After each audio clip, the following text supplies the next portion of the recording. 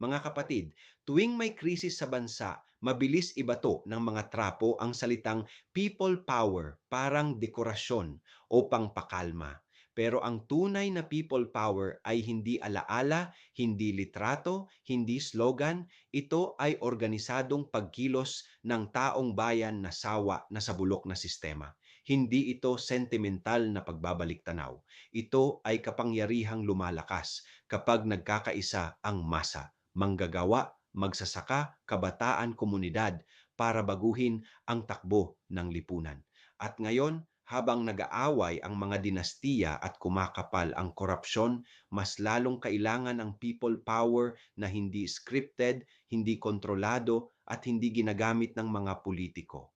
Ako si Padre Jesse Galilea, may pusong Pinoy, kasama mo sa pananalig at pakikibakang panlipunan. Hanggang sa muli mga kapatid!